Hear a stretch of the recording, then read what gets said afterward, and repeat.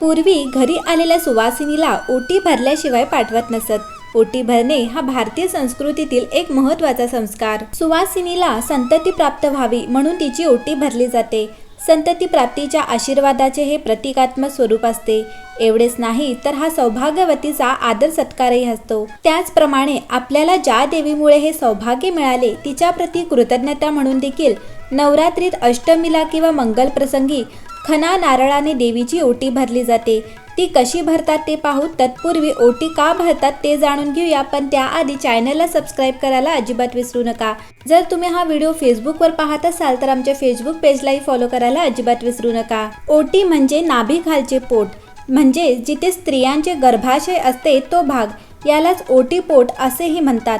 ज्याप्रमाणे मातीमध्ये नवनिर्मितीचे सामर्थ्य असते त्याचप्रमाणे स्त्रियांच्या ओटीत म्हणजेच तिच्या गर्भाशयात नवनिर्मितीचे वंशवृद्धीचे सामर्थ्य असते।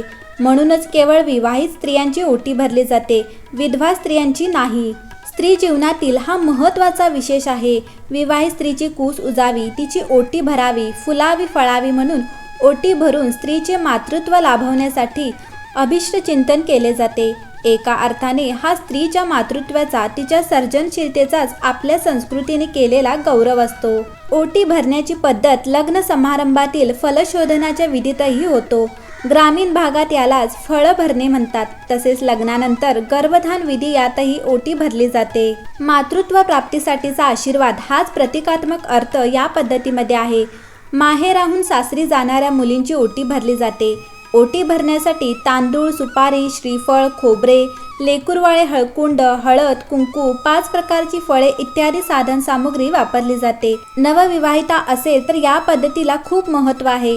5 सुवासिनी तिची ओटी भरतात। एक स्त्री पुढे येऊन तिच्या पदरात ओटीच्या वस्तू टाकतात।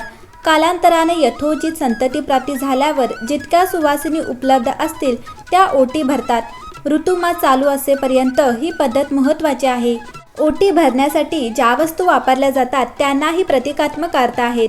या वस्तू मांगल्य, प्रेम, अखंडता, अक्षयता, विघ्न निवारक, सौभाग्यदायक, आरोग्यवर्धक, शुभदायी आहेत। प्राचीन काळापासून ते आजच्या आधुनिक काळातही ही रूढी अजूनही समाज जीवनात पाळली जाते।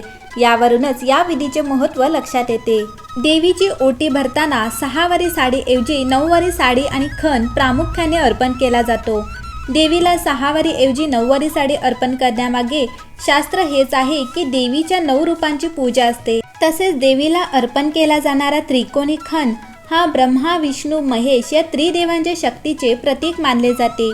देवीला अर्पण करावयाची साडी रेशमी असावी। देवीच्या मूर्तीतून निघणाऱ्या लहरी रेशीम वस्त्रात शोषून घेतल्या जाऊ शकतात। त्यावर खण व ओटीचे साहित्य ठेवावे।